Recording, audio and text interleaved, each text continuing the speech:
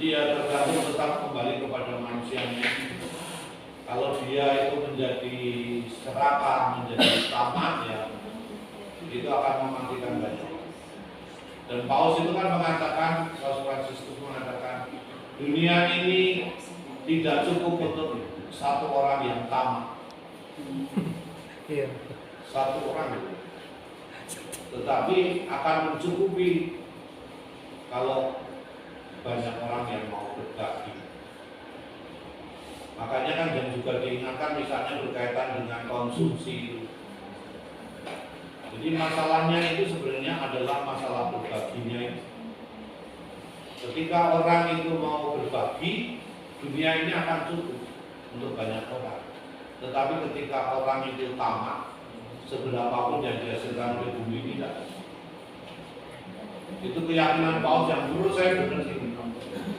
Bukan masalah konsumsinya, tapi bagaimana orang mau berbagi terhadap yang lain.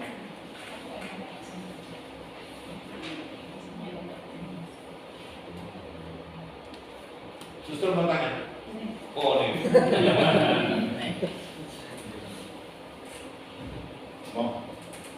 Itu enggak.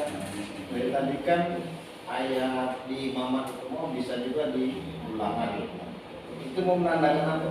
Ya, ada kaitan di bacaan ulangan, kemudian itu mau mengatakan apa? Kok sama? Yang mungkin belum pernah saya sebut, ada sumber yang namanya ki. Itu ki itu namanya kuele. Itu sumber. Jadi kadang-kadang itu bahwa orang kelompok ini punya sumber yang sama. Kuele. Jadi sumber yang sama tapi merefleksikannya sesuai dengan zamannya, sesuai dengan kelompoknya, sesuai dengan sastra budaya. Tapi sumbernya yang sama itu namanya ki. Sehingga kadang-kadang kita menemukan, oh sebenarnya pemikirannya itu sama, hanya direfleksikan oleh kelompok-kelompok itu secara berbeda-beda. Misalnya nanti ya refleksi mengenai persepuluhan itu antara kitab Imamat dengan kitab Ulangan itu berbeda.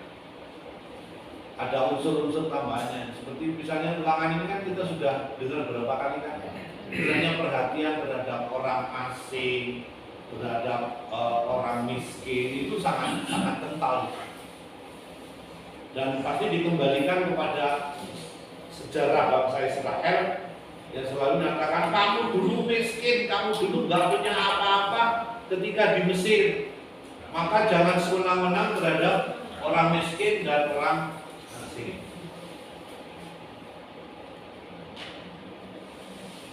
Menurut saya sangat bagus. Sumber ki, kuele, ki, ada sumber yang sama. Yang kadang-kadang itu menjadi benang merah. Ki, kuele,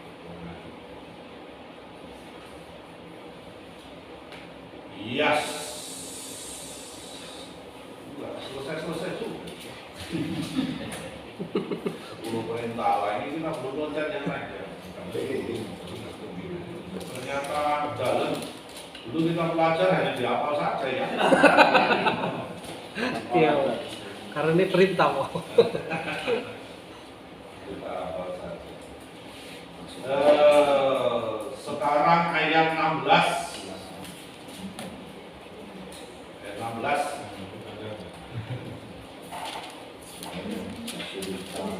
Jangan mengucapkan saksi dusta.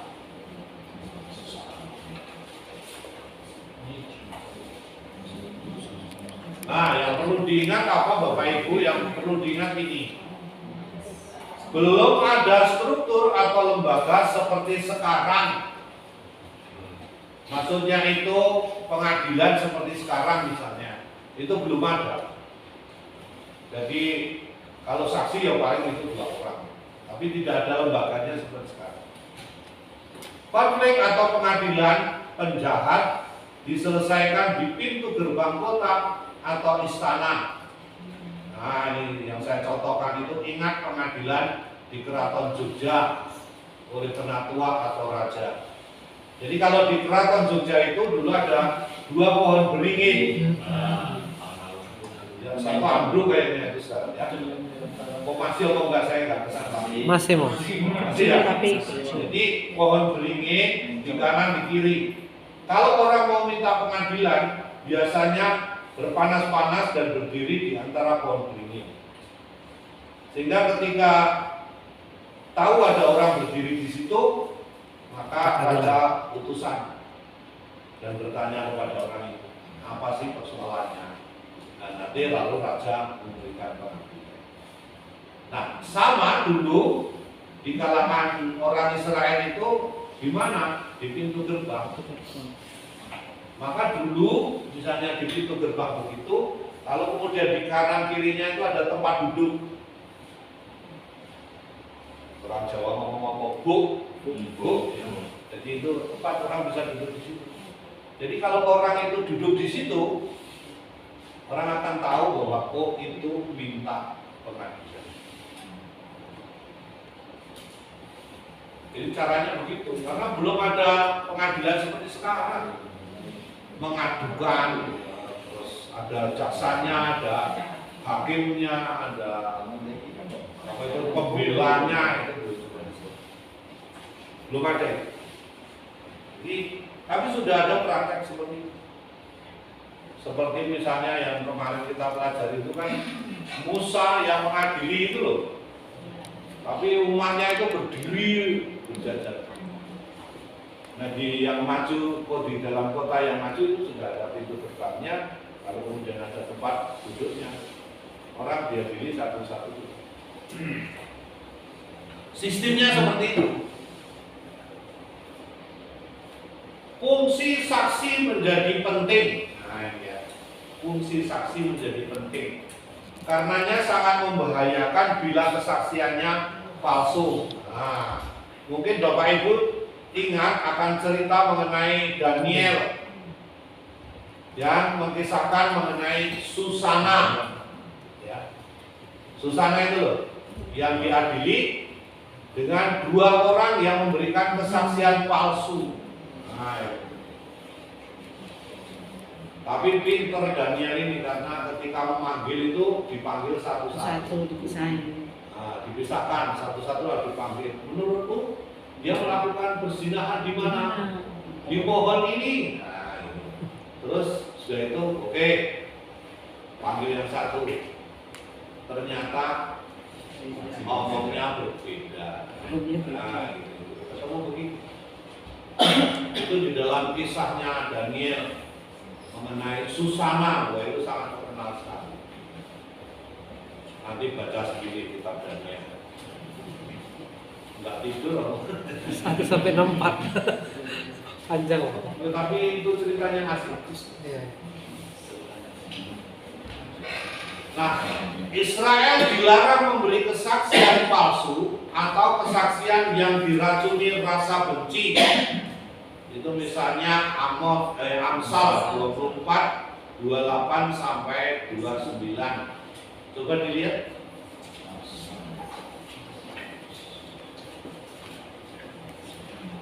Amsal 24, 28, 29.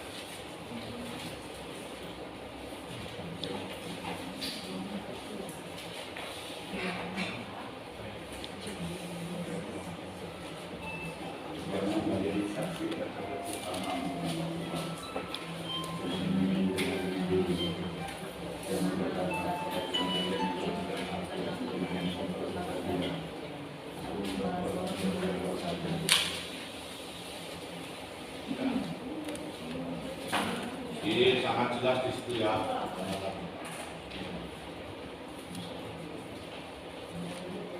Yesus nanti menegaskan berkaitan dengan ini, kalau ya katakan ya, kalau tidak katakan tidak. Yang lebih dari itu adalah berasal dari syarat. Maka ya di situ para hakim itu dituntut untuk mengadili secara objektif. Itu pintar itu seperti Daniel itu kan sangat pintar itu. Caranya dipisahkan dulu, buat ditanya satu-satu, dikonfirmasi bener apa enggak gitu. Ternyata berbeda kesaksiannya. Itu yang menjerumuskan orang itu sendiri.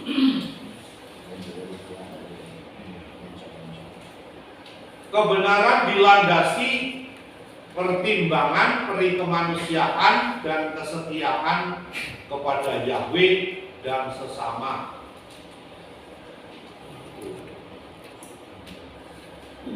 Curiga dan iri hati menghancurkan kehidupan bersama. Cemcuk.